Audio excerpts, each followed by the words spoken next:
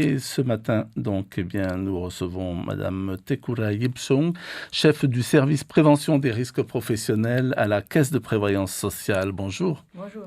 Alors, toute cette semaine se tiennent les journées santé et sécurité au travail. En quelques chiffres, 1,8 milliard de francs, c'est ce qu'ont coûté, je le disais tout à l'heure, à la CPS les accidents du travail en 2020. Ce sont des chiffres qu'il faut prendre alors avec des pincettes puisqu'ils sont un peu en dessous peut-être des chiffres habituels étant donné que l'activité l'an dernier fut très ralentie du fait de la Covid. La vraie moyenne, c'est quoi ? Alors, bonjour à tous. En effet, au niveau des accidents du travail, du nombre de dossiers, l'évolution entre 2019 et 2020 est de moins 17-18%. Donc, c'est plutôt ces chiffres-là qui sont à prendre avec prudence, puisque sur les années précédentes, on était plutôt sur une tendance à la hausse. Au niveau des budgets, 1,8 milliard, c'est globalement les tendances annuelles sur ces dernières années, puisque ça englobe les dépenses en matière d'indemnité journalière, donc le salaire que percevrait le travailleur qui est en arrêt, les soins avec les frais de pharmacie, les frais de médecin, mais également toutes les rentes qui sont donc versées pour des accidents pour lesquels il y a eu des séquelles importantes, donc avec des taux d'incapacité permanente partielle importantes. Et donc là, ces rentes, elles sont versées jusqu'à la mort de la personne. Alors, les entreprises ont réalisé d'énormes efforts en général pour limiter les risques, pour limiter les accidents de travail. Votre objectif à la CPS, c'est d'arriver à faire chuter la fréquence et la gravité de ces accidents de travail. Alors, de quelle manière ? Alors, au niveau du service prévention, donc nous sommes 5 personnes, dont 4 agents assermentés. Donc, nous avons possibilité d'aller en entreprise pour effectuer des contrôles et vérifier que les salariés ont bien les conditions d'hygiène acceptables, on va dire, et respectées. On peut également participer aux réunions des comités d'hygiène et de sécurité des conditions de travail, donc les CHSCT, dans les entreprises de plus de 50 salariés. On propose aussi tout ce qui est guide, affiches pour accompagner ces entreprises dans leur prévention. Alors, 4-5 personnes pour intervenir, c'est suffisant ?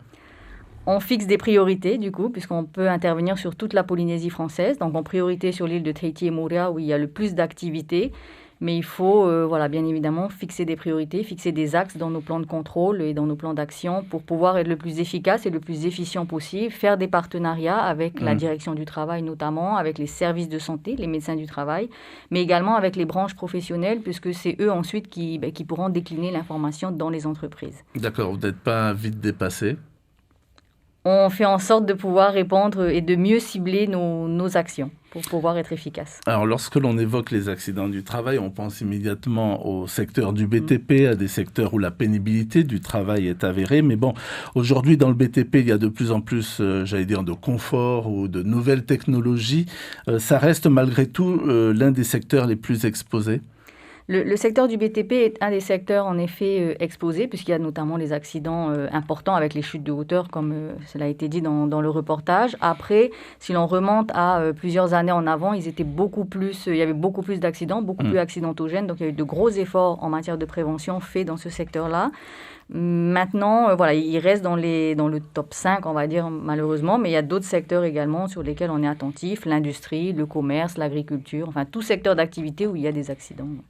Alors, votre service est chargé, entre autres, de constater sur le terrain, à travers, vous l'avez dit, des visites inopinées ou alors des visites programmées.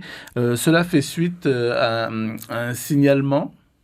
Alors, cela peut faire suite à un signalement. En effet, si les salariés, si les entreprises pensent avoir besoin de notre aide, elles peuvent venir vers nous. C'est soit des signalements ou soit de notre propre chef. On intervient en entreprise selon notre plan de contrôle, puisque on se doit de cibler des priorités.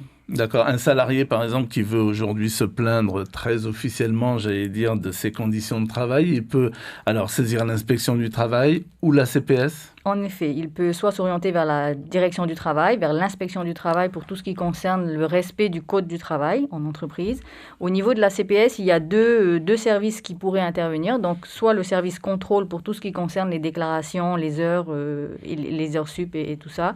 Et tout ce qui concerne les conditions de travail, ce sera vers le service prévention des risques chez nous. Alors, il y a les accidents du travail, visibles, une jambe cassée, un dos paralysé, et puis il y a tous ces bobos, entre guillemets, invisibles à l'œil nu, mais qui relèvent plutôt de ce que l'on appelle les risques psychosociaux. Vous allez en parler cette semaine ?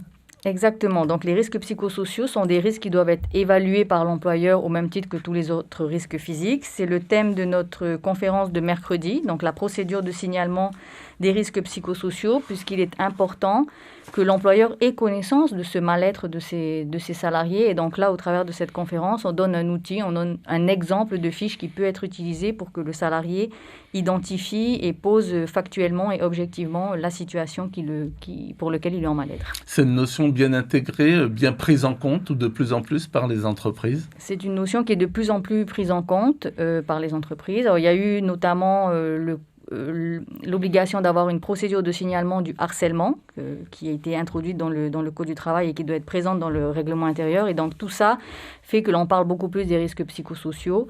Et donc, oui, les entreprises se saisissent du sujet. Alors, on va rester avec le programme de ces journées. Vendredi, lors de la dernière journée, le thème central, ce sera les entreprises face à la Covid-19, avec notamment donc une illustration à travers un retour d'expérience de 3 entreprises, c'est ça? C'est bien ça. Donc, on a voulu mettre à l'honneur les entreprises, puisque c'est l'acteur principal en matière de prévention. Donc, 3 entreprises ont accepté de venir témoigner des mesures de ce qu'elles ont dû faire face pour la crise Covid-19 en 2020, ce qu'elles ont dû mettre en place, comment se réorganiser, ce qui a été bien fait, ce qu'il faudrait peut-être faire différemment. Et donc, je les en remercie. Alors, pour la première fois, Covid oblige, donc ces journées vont être des journées, on l'a dit, connectées. Ce sera un peu l'inconnu pour vous? C'est un challenge, c'est un nouveau format, donc on verra. Mais bon, je pense que ça nous permettra de toucher le plus grand nombre de personnes, puisqu'on sera visible sur les réseaux sociaux, donc Facebook, la page Facebook de la CPS et la page YouTube. Donc même ceux qui n'auraient pas pu, voir la conférence qui va être diffusée à 10h en prime time, si je puis dire, pourront la revoir par la suite ou pourront même la voir de manière morcelée, ceux des îles, ceux de la presqu'île, enfin toutes les personnes qui n'auraient peut-être pas pu se déplacer si on l'avait organisé en présentiel pourront désormais avoir accès à ce nouveau format. D'accord. On peut rappeler l'adresse donc, sur laquelle il faudra se connecter?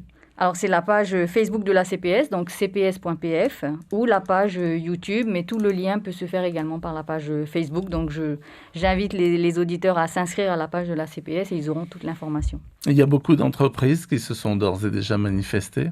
Donc, on a laissé la possibilité aux entreprises de s'inscrire à notre liste de diffusion pour pouvoir recevoir quotidiennement un rappel de la conférence du jour. Oui, il y avait quand même 200-300 personnes qui se sont inscrites. Après, même s'ils ne sont pas inscrits, vu que c'est sur les réseaux sociaux, ils pourront y accéder librement. Alors, on a vu que donc il y a des recommandations qui sont faites après visite, par exemple, dans les entreprises, une fois qu'on a vérifié si il y a des retouches entre guillemets qui ont bien été apportées. Si jamais les recommandations n'ont pas été observées ou respectées par les entreprises, qu'est-ce qu'elles risquent? Alors, donc déjà, la direction du travail, l'inspection du travail a des moyens coercitifs beaucoup plus importants que nous à la CPS. Néanmoins, au niveau de la CPS, au niveau du service prévention, il est possible d'augmenter le taux de cotisation en accident du travail de l'entreprise dans le cas où on constate des risques graves, des risques mortels d'exposition des salariés. Très bien, Tekora Yepsang, merci beaucoup en tous les cas d'avoir accepté notre invitation et répondu favorablement à notre invitation. Je rappelle que vous êtes la chef du service prévention des risques professionnels à la Caisse de prévoyance sociale et donc que cette semaine se tiennent les journées santé et sécurité au travail. La journée mondiale, c'est mercredi d'ailleurs. C'est bien ça, la journée mondiale de la sécurité santé au travail, mercredi, avec donc un thème... J'ai perdu mon thème, voilà. Anticiper, se préparer et répondre aux crises. Donc, c'est vraiment s'appuyer sur les expériences d'aujourd'hui pour être prêt pour demain. D'accord, ça Merci sera beaucoup. donc pour mercredi. Aujourd'hui, ce sera assez institutionnel avec notamment le rôle et l'actualité des institutions de prévention et avec aussi, cela dit, un regard sur les données statistiques des sinistres en entreprise. Merci beaucoup. Merci.